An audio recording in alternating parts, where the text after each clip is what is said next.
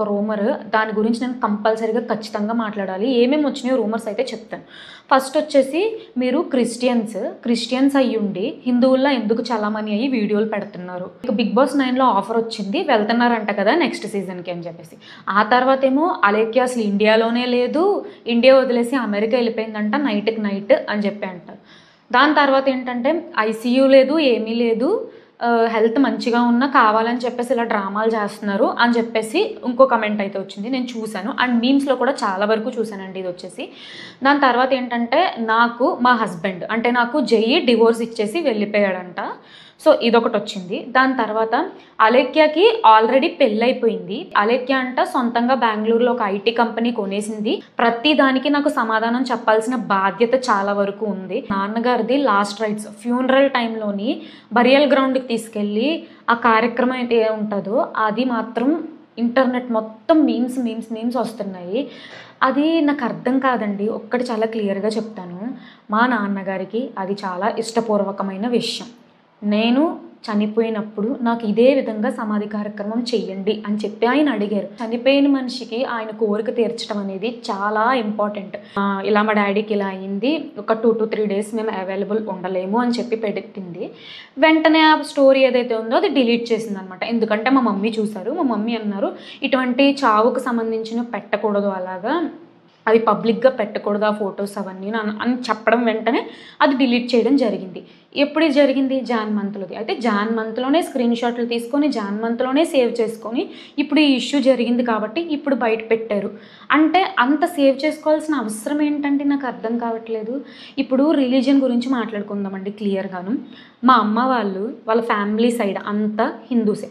మా నాన్న side family, మా నాన్న వాళ్ళు 5 అన్న తమ్ముళ్ళు, 2 అక్కలు, వాళ్ళంతా హిందూసే. మా డాడీకి ఒక 10 years బ్యాక్ ఒక సమస్య వచ్చింది. ఆ సమస్య ఏంటి, ఆ ప్రాబ్లం ఏంటి నేను చెప్పదలుచుకోలేదు, ఎందుకంటే అది ఆయన పర్సనల్ అనమాట. అక్కడికి చర్చికి వెళ్ళి, ఎందుకంటే ప్రేయర్ చేసుకోవడం అది రాదు, చర్చికి వెళ్ళి ఇలా దండం పెట్టుకున్నారంట. వెంటనే వితిన్ 2 to 3 daysలోని ప్రాబ్లం అయితే సాల్వ్ అయిపోయింది. అది దేవుడి వల్ల అయ్యిందో లేదంటే ఎలా అయ్యిందో సాల్వ్ అయ్యింది. అది ఆయన నమ్మకం ప్రకారం ఆయనకి ఓకే, ఇంత ఎలాంటి కష్టమైన పరిస్థితి నేను వెంటనే మొక్కుకోగానే జరిగింది కాబట్టి ఇక నుంచి నేను క్రిస్టియానిటీని బిలీవ్ చేద్దాము అనుకుని మా డాడీ అప్పటి నుంచి దేవుణ్ణి నమ్ముకోవడం అనేది స్టార్ట్ చేశారనమాట.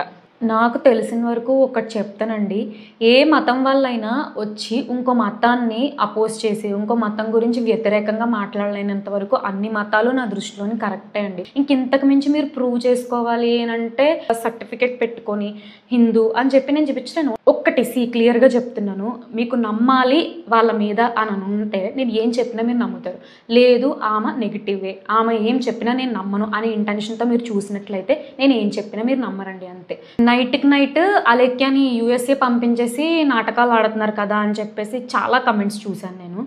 ఒక్కటి చాలా క్లియర్గా చెప్తున్నానండి, మా దగ్గర ఆధార్ కార్డు ఉంది, పాన్ కార్డు ఉంది, అన్నీ ఉన్నాయి, కానీ పాస్పోర్ట్ ఒక్కటి కూడా లేదు తెలుసా మా దగ్గర. నాకు లేదు, అలేఖ్యకి లేదు, రమ్యకి లేదు, మా అమ్మకి నాన్నకి ఎవరికి లేదు పాస్పోర్ట్. మీరు కావాలని వీళ్ళని ఫేమస్ చేసి బిగ్ బాస్ దాకా పంపించేలా ఉన్నారే అని చెప్పి ఒక వీడియో. తర్వాత ఇంకో వీడియోలో ఏంటంటే అప్పుడే బిగ్ బాస్ కంటెస్టెంట్ లిస్ట్ అయితే బయటకు వచ్చేసింది, అందులో అలేఖ్య, చిట్టి పికిల్స్, 3 సిస్టర్లో ఒకరు ఉంటారు అని చెప్పేసి అంటున్నారు.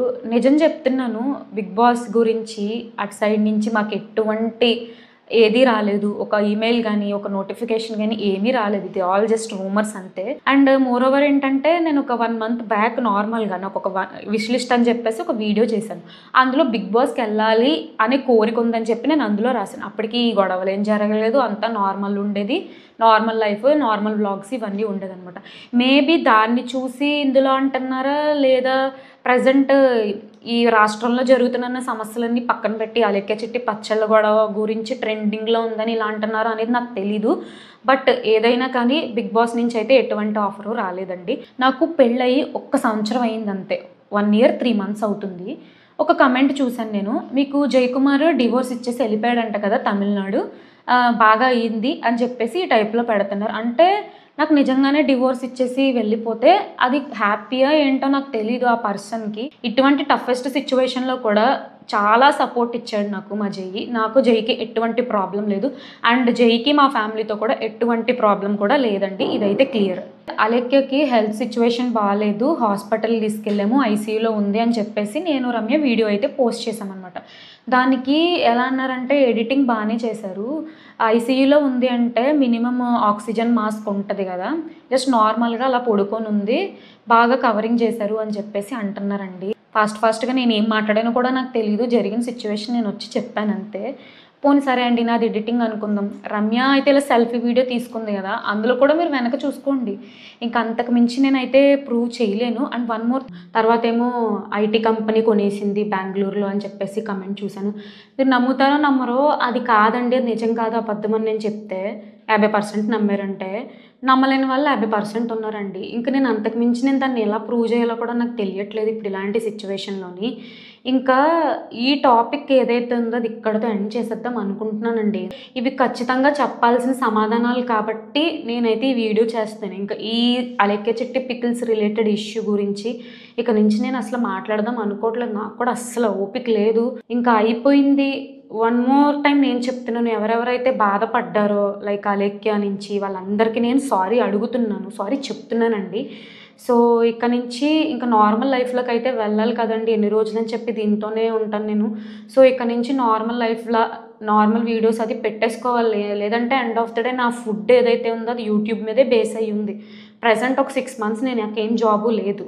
6 months నేను బ్రేక్లో ఉన్నాను. ఇటువంటి సిచ్యువేషన్లో నాకు యూట్యూబే మెయిన్, నా కెరీర్ మొత్తం దీని మీదే డిపెండ్ అయి ఉంది. సో ఇంకా అందరూ ఏవేవైతే ఉన్నాయో ఈ టాపిక్ గురించి వదిలేస్తే మంచిది అని చెప్పేసి నేను రిక్వెస్ట్ చేస్తున్నానండి, అంతే.